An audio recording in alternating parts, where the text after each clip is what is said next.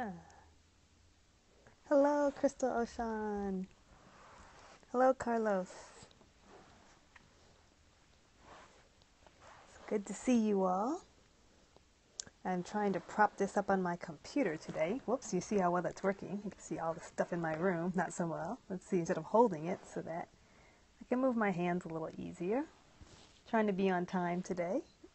Thank you for joining. I really appreciate it. Hello, Crystal Oshan, where are you coming from? I see you almost every day.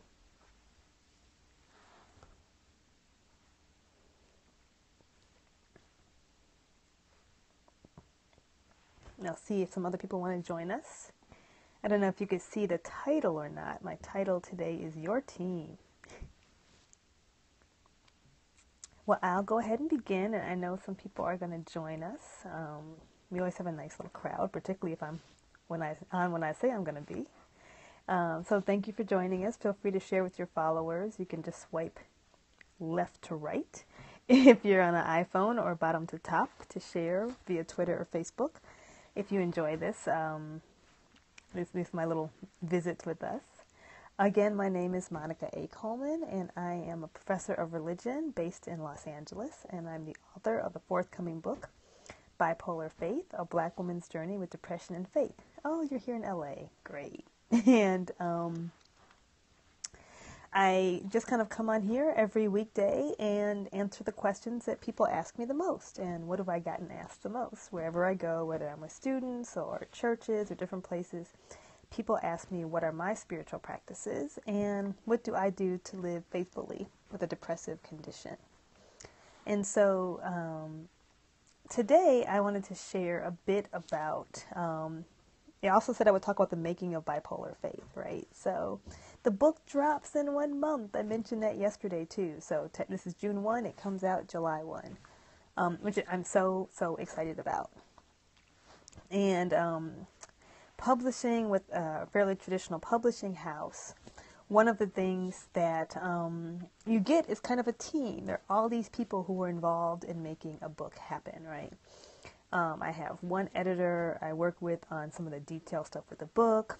There's usually a series editor who's different from the editor-in-chief of the entire publishing house. The series editor is usually the kind of acquisitions editor, the person who says, yes, we want to do your book, and who makes contracts and things happen. There's the person who does the layout, the person who does the book cover design, person who does the proofs, the person who does the in-house marketing. There are also, sometimes there are also publicists. I have a publicist for this book. And there's a whole team of people, right? I think I've named like 6, 7 people who are coming together to make this book happen. And, when I was younger, thank you all for joining us, I always wanted to have people. I would be in my 20s, and I used to hear on television those people who were in LA doing lunch right before everyone did lunch, and this is from movies, and they say, I'll have my people call your people. And I was like, I want to have people. I want to have this team of people who are just working to make me fabulous. And of course, it sounds much better in theory than in practice, because all those people have to get paid. But I realized I slowly began to accumulate a team. And as kind of a regular person, most of us actually do have a team, when you think about it, who help your life happen. And usually it's not that glamorous. You have a doctor, you have a dentist, you may have a tax person who does your taxes if you use the same people over and over again. There actually is a team that keeps you healthy. And for most of us, it might be just your eye doctor, your dentist, your doctor, your internist, or something like that. That's if you have good insurance or bad eyes and you need someone to check on these things for you. But even my 3-year-old has, a dentist and a pediatrician. Those are the beginnings of her team, the people who kind of make sure that you're okay. And my team has increased almost exponentially in the last year, not because I've blown up, but because I need help. And my friend laughs and says, this is the beginning of your Downton Abbey. This is how you have all these people working for you. And most of them are just paid once a year, like a tax person, right? Or an attorney who takes care of legal stuff for you. But I talk about having a team because I think it's the right approach for how most of us need to live in healthy ways. First of all, it acknowledges that we can't do it all by ourselves, because we can't, that we're human beings. We're not super people. We're not X-Men. We're not these characters in movies who just put on the capes and fly and make it happen. But we're human beings who are finite and sometimes need the knowledge base of others to do things, like dentists and doctors. And I think about that's kind of what just the corporate language for Jesus and his disciples, right? They're his friends, but they're also his team. And you read in different Gospels, and as you read through even like some of the epistles and Acts, you see that there were some people who went in front of Jesus and kind of got things ready. There are these hosts whose houses he's staying in who are hosting him for dinner. He has disciples who he's talking with when he's, doing that miracle with the 5 loaves and 2 fishes. He's not handing it all out. The disciples are handing some things out, right? That he's got a team. He's not trying to do this like, I'm going to change the world ministry, even if that ministry was just kind of Palestine at the time, by himself. He had friends. He had people helping him. He had funders, right? There's that passage, I think it's Luke 8, that talks about the 3 women who were helping to fund the ministry. He had a team working for him. And working with him, really working with him is probably the better term. And I did discover when I hit some real crisis points in living with depression that I needed a team. And this wasn't like, my CPA and my tax person and my attorney and my doctor.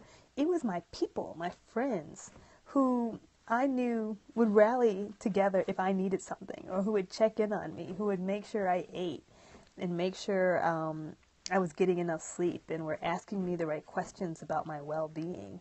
That it's, first of all, too much to ask of one person. It becomes almost a burden, because one person can't really handle sometimes the challenges of someone who lives with a mental health challenge when you're in a crisis mode or a difficult place. But you need a whole team of people who understand different things about you. Some who can just sit with you and do nothing. Some who will bring you food. Some who will take your calls at 2 a.m., right? But a team of people who care about you and who want your well-being and who will go a little bit out of their way if they need to support you. And so I don't think you can do it without a team. Jesus didn't do it without a team. You rarely see prophets doing it without teams. You don't see religious leaders without people who are helping them, who are their friends and who are their companions, but who also let them exhale and who also check in on them and take care of them when they most need it. And so I think we all need that. And so I talked a bit about friendship and how important friendship has been for me as a spiritual practice. But I think also having a team, having a couple people, you can get them matching t-shirts if you want, but, or maybe little capes, but really just having a group of people who care about you and who know what you need, and you kind of tell them what you need, hopefully before you feel too bad, and who will check in on you and will use the best parts of their relationship with you for your well-being and for your goodness.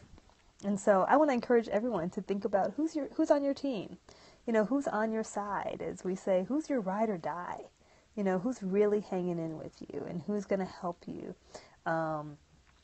who's going to be there, right? If you need something, if you want something, who's checking in on you, who's making sure you're okay, who's helping to keep your life together, right? And we need this all the time, really, but especially when we're in those crisis places or difficult places.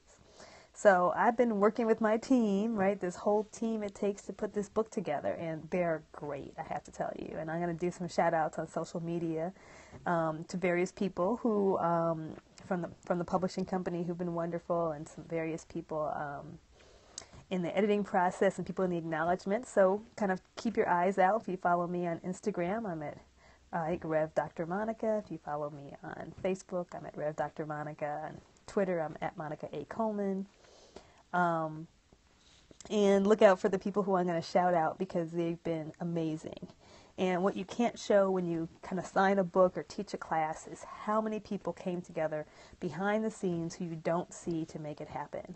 And I want to shout out for my team a bit, so I'm going to do that too. So I hope you've enjoyed this. I hope you're thinking about who's on your team, who you need to put on your team if you haven't done it yet. And will check out the book. Again, my name is Monica A. Coleman, and I'm a professor of religion based in Los Angeles, California.